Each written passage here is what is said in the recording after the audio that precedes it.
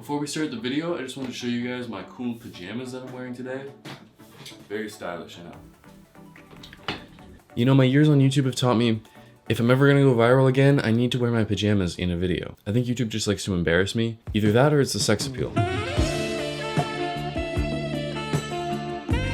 But all that aside, today I want to show you guys a cool trick for making Premiere Pro faster and editing better and smoother and just having less issues in general. So this trick, this hack, whatever you want to call it, is called a proxy file. And we can use proxy files to make the workload a little lighter on our computer, which should speed things up. Okay, but first, what even is a proxy? Well, a proxy is a lower resolution copy of your footage that stands in for your real footage while you're editing, so that your computer doesn't have to process that full high resolution file while you're scrubbing through the timeline. It makes it so your computer doesn't have to work as hard to preview your video. When you edit with a proxy file, you still edit everything just how you would regular files. Premiere Pro just automatically knows to use the proxy files for when you're previewing your clips in the timeline, and then switch those out for the real high resolution clips when you go to export. So now you know what a proxy is, but when should you use one? Well, here's some situations where having a proxy would come in handy.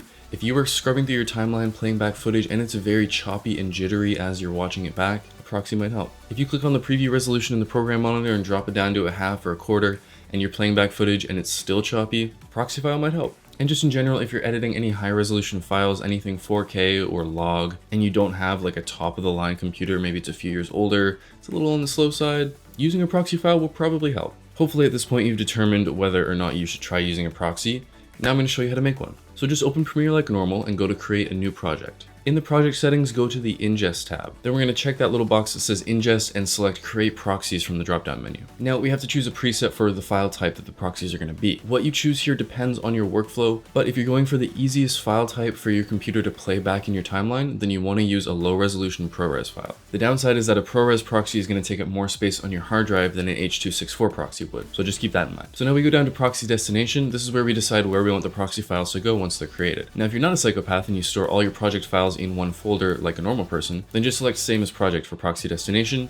All the proxy files are just going to go right in with all your other stuff. But you can also create a custom destination too if that's your thing. And once you've done all that, below you can see a big block of text that tells you all the information about what it's going to do when you create a proxy. So you should see the file location, the type of file it's going to be, the resolution, all of that should be right there. So now hit OK and go into your project. From here on out, you basically just edit like normal. Although now you should notice when you drag your footage into the project window, Adobe Media Encoder is going to start up automatically. That's fine, you don't have to worry about it, don't touch it. You'll just notice it'll start up and it'll take a minute to create your proxy files. You can see it as it creates the proxy files, and then that's it. Your proxy files are in your Premiere Pro project. So now you just edit your footage like normal. You should notice it's a little bit faster and a little smoother in Premiere. And then when you export, Adobe is just automatically going to replace those proxy files with the high resolution versions, and your export will look just as high quality as it would if you didn't use proxies. But that's all there is to it. I hope this helped you out, and I hope I could help you speed up your workflow a bit. If you guys enjoyed this video, please hit the like button. Consider subscribing if you want to see some more stuff like this. I've got plenty of tutorials just like this one. Also, if you want to see more of me, like on a daily basis, I don't know why, but it's an option, you can check out my TikTok in the description where I post at least once a day. We've been doing some fun photography challenges on there, little interactions, I answer your questions. It's a fun time. Anyways, guys, thank you for watching. I'll see you in the next one.